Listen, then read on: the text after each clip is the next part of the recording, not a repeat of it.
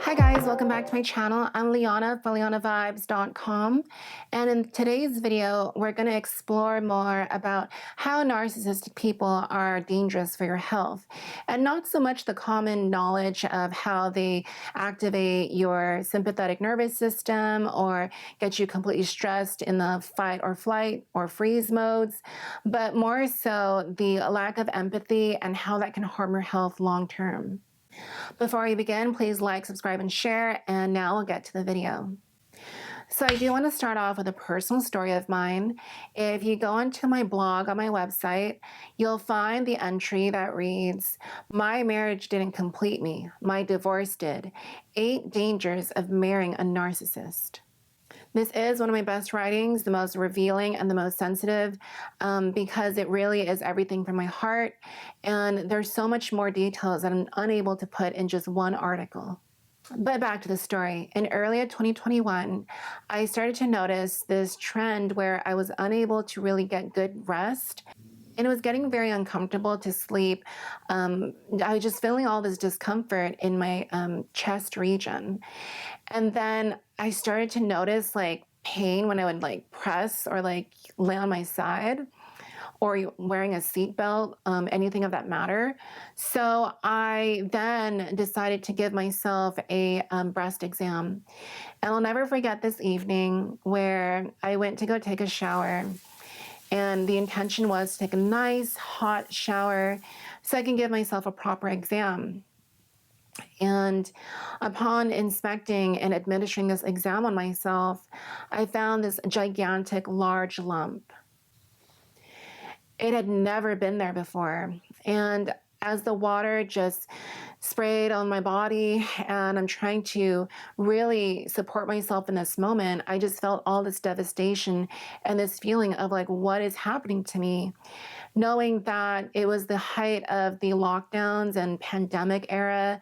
So I knew that clinics were closed and not seeing patients, and that it was only really for emergency purposes. That was for my area as well as across the country. So I knew my options were very limited as far as seeking medical care. I ended my shower and went back to the room where my ex-husband was, and he was playing his video games as usual. And I remember just like pausing him and saying, "I really need your support because this is what I found, and I'm really scared right now." I was hoping and communicating to him that I really needed his support, his understanding, his care, his empathy and compassion.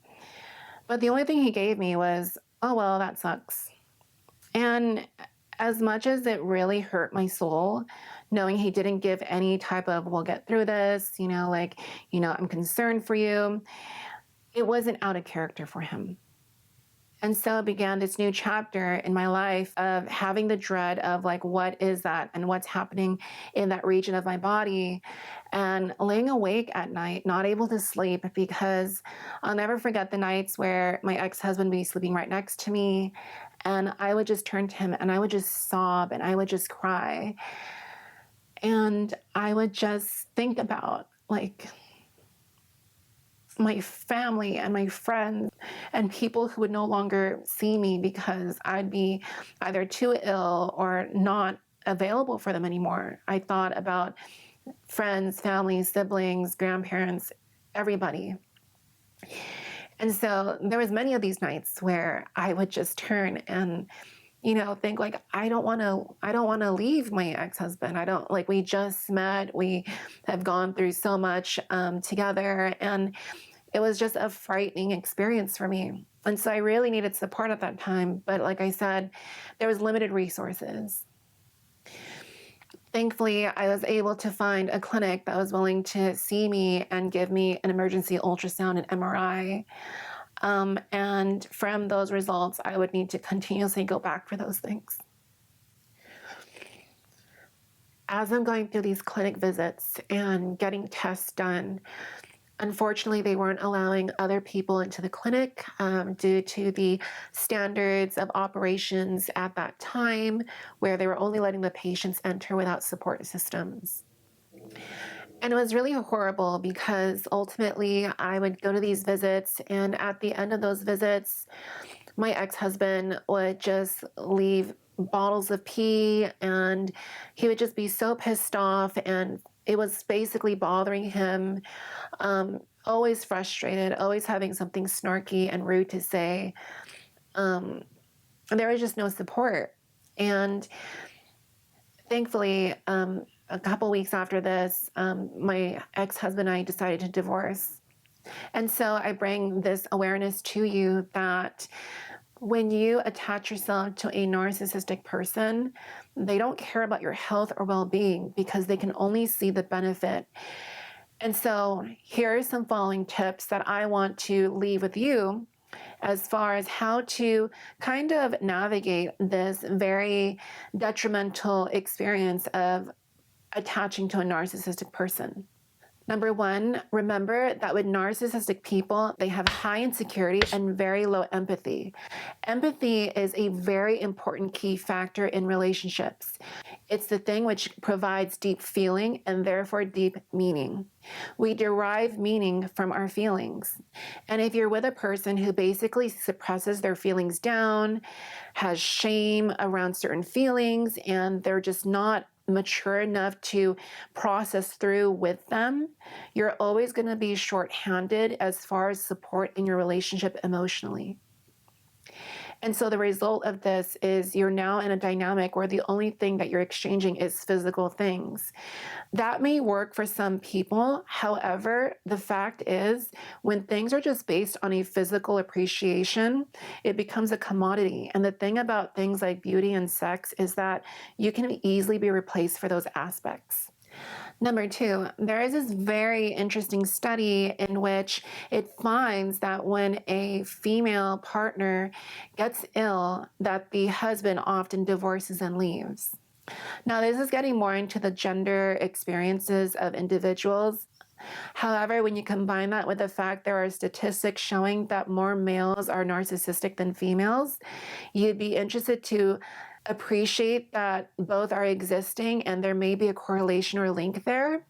I'll leave a link of these studies in the description box below. Number three, narcissists are very good at performative kindness and performative empathy. It's to say that those moments where it feels like, oh my gosh, they're really like loving me, accepting me, being kind to me, just realize these are tactics to bring you close.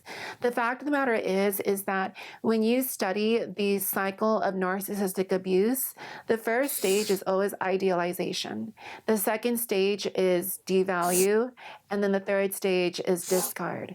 Sometimes there's little stages like hoovering in there, but that isn't always the case for people. But as long as you remember that when you're with a narcissist, you are always in this continuous cycle that's never ending of idolization, where they basically lift you up in their mind, they pedestal you, and then devaluation is when they start looking for the flaws and obsessing about them and therefore pushing you away emotionally or physically. They may even triangulate and cheat at this point. And then the actual discard is where they leave actively or they end the relationship abruptly. At least in my narcissistic marriage, I always found my ex would have one foot in the relationship and one foot out. And this is very common because for narcissistic people, again, their narcissistic cycles keeps them where they're always looking for a way out. They're never fully committed or present in a relationship. They're looking for the flaws and looking for the doorway out. And when a person is focused on those two things, everything else pales in comparison than their intentionality on what they're actually doing there. Number four, you can never convince a narcissist of your worth. A lot of people who attach themselves to narcissists and become experience of victimization through narcissistic abuse or survivors of narcissistic abuse, they often are trying to look for their value and innate worth in the eyes of a narcissistic person. But how silly is that? Because a narcissist can never see your value. They can only see their own in their grandiosity. They simply don't have the emotional capacity or bandwidth to accept that what you bring to the table is worthwhile or viable in their eyes. It really is just an accessory to display to them how, oh my gosh, my partner's so hot. Like, look at me. Am I so cool because I have a partner that's hot and attractive? That's the mentality. It's not because they actually see value in you. It's more about specific factors that you display, whether that be reputation, fame, or physicality, that will make them seemingly feel like this is lifting lifting them up by association.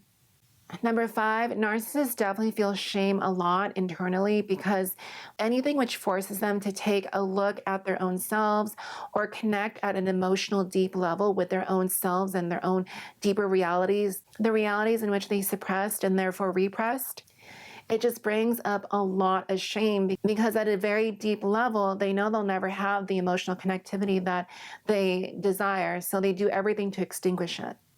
And when you try to extinguish the deep part of yourself that's deeply emotional and what we utilize to connect deeply with others, it creates a deficit and a handicap in your own life.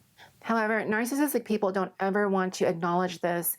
They don't want to acknowledge their mortality. They want to acknowledge that the things they leave behind are important to be fully participated in. They just want to be there for the fun and the superficial experiences and not the actual deep, meaningful parts. But life is meant for you to make it meaningful, even if the person that you're with cannot see that in you. And so I'm happy to report that after a year and a half of a long struggle and battle, including surgery, I am without any malignancies or any tumors or growths, and I'm very happy for that fact. And I think the thing for me is that in my last examinations, on the examination table, I'm going under an MRI as well as an ultrasound, and they report that the growth is gone. I had to take a brief moment, and I got really emotional because it had been a very long journey to get to that point. And I also realized, too, that laying on that same exact table, there are not a lot of women who receive that type of news, and they receive the most devastating news. And some of them continue to fight, and some of them don't actually ever make it. But I think that's the thing about having empathy. I used to hate the fact of having empathy, but I'm starting to see more recently that having empathy is power because it allows you to put yourself in another person's shoes. And I think that's where true healing begins, because you're able to see yourself in others. I didn't know this was going to be such an emotional video, but I hope that was helpful for at least one of you out there who has ever struggled through narcissistic abuse or even had found cancer or anything remnants of that within you. I hope that you all stay well and vibe well. I'll see you all in the next video.